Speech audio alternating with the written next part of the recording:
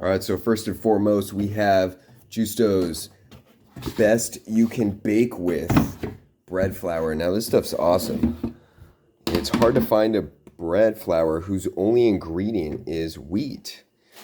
But this is the stuff, man. They are an Italian company who started off as bakers, then started to grow wheat, and now produce grade 1 wheat. That is the highest you can actually buy here in the US. Next, we got real sea salt. All right, the pink Himalayan sea salt. We're talking remineralizing the body and giving you that flavor that you just can't get from regular white table salt. Next, you got some cane sugar, organic cane sugar. This is the stuff that I use for the pastries or sweetbreads. Let's take another trip for the grains. Oh, but wait, I forgot this bin. So we also have these.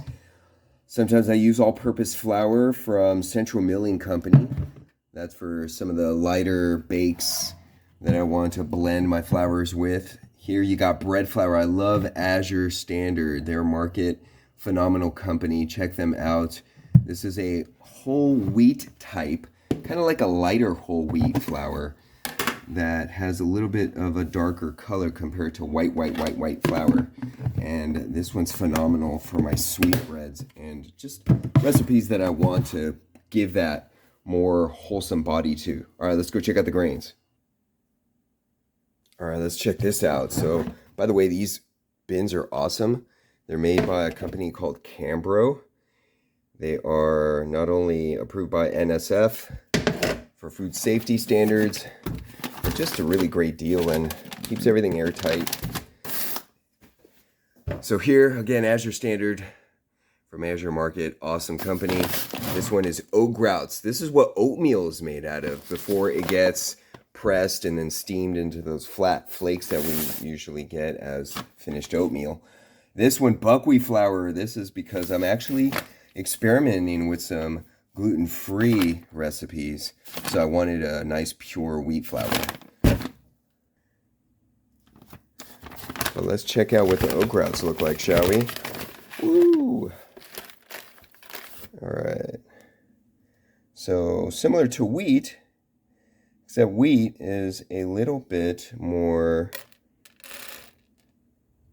different in its color and characteristics. Let's get some wheat to show you the difference here. All right, so this one is a hard red spring wheat, actually. And let's pull some of this guy out to give you the difference. See that? And when you grind up oat grouts versus whole wheat, you in a mill such as this guy, that is such a softer sounding. It's like a hum versus when you're grinding up hard wheat, it's like grrr. It's pretty cool. Not for the ears, just for the texture difference. All right, so let's put that away and get some more. Oh, this one's gonna be fun. This is moving on to some flowers here. This is semolina, organic semolina. That has really gorgeous coloration. See if I can flatten it down here for you so you can see all those specks. And it's got a lovely yellow color, much more so than white flour. Look at that, gorgeous. Smells gorgeous too. See if I can give you an example. This one is the Caputo Pizzeria. This is an Italian wheat from a mill in Italy who still uses an old mill close to Naples, Italy. Actually in Naples, Italy. So you see the different coloration there? You got that semolina that has a beautiful whole grain flaky look that's deep yellow, and a white flour for pizza making. Yeah, this gives you that strong gluten, high protein profile, but it also gives you elasticity and extensibility. So when you're like pulling dough apart and you let go, it doesn't snap back at you. You pull it apart, let it go, and it stays. That's that extensibility, stretchability that you're looking for. which is why pizzeria is really the way to go. Thanks, Caputo. Great product. And then, of course, you have to have sourdough starters. I mean, these are from around the world.